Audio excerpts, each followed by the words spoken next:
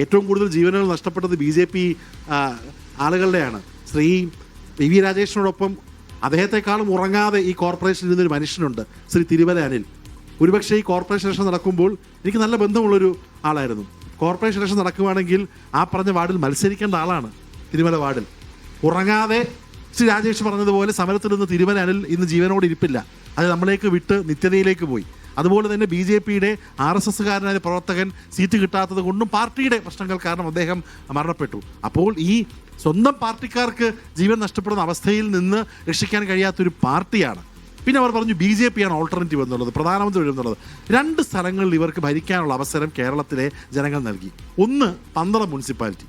ആ പന്തളം മുനിസിപ്പാലിറ്റിയുടെ അവസ്ഥ, അവിടുത്തെ രാഷ്ട്രീയപരമായിട്ട് അങ്ങോട്ടും ഇങ്ങോട്ടുള്ള ചാഞ്ചാട്ടം, BJPക്കകത്തുള്ള ഇൻഫൈറ്റിംഗ്, മറ്റ് രാഷ്ട്രീയ പാർട്ടികൾ കൈവച്ച് പോകുന്ന രീതിയിലുള്ള ഇൻഫൈറ്റിംഗ്. പിന്നെ ഇവർക്ക് ഒത്തിരി കാലം ഭരിക്കാൻ അവസരം കൊടുത്തൊരു സ്ഥലമാണ് പാലക്കാട് മുനിസിപ്പാലിറ്റി. പക്ഷേ അജിംസ് അടക്കം നമ്മളെല്ലാം ബൈ ഇലക്ഷൻ എഴുതുന്നതാണ്.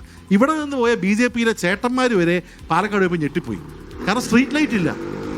പണ്ട് മറ്റേ സിനിമയെ പറയുന്നുണ്ട് ഞാൻ, പാലക്കാട് വിക്ടോറിയ കോളേജ് മുതൽ കോട്ടമൈതാനം വരെ ഓടിച്ചിട്ടുണ്ടെന്ന് പറയുന്നൊരു ഭീമൻ്റെ കൂടെ ഡയലോഗുണ്ട്. ഇന്നത് പറ്റത്തില്ല. എന്നാണെന്നറിയോ? അവിടെ ലൈറ്റ് ഇല്ല.